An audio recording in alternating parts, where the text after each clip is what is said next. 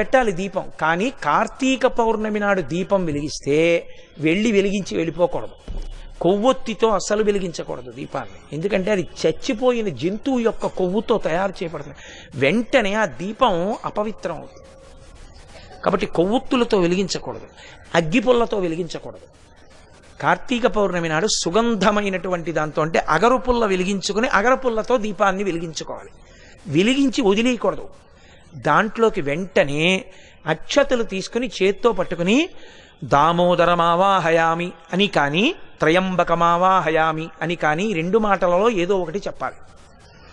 అంటే దామోదరుణ్ణి కానీ త్రయంబకుణ్ణి కానీ దీపం మీదకి ఆహ్వానం చెయ్యాలి.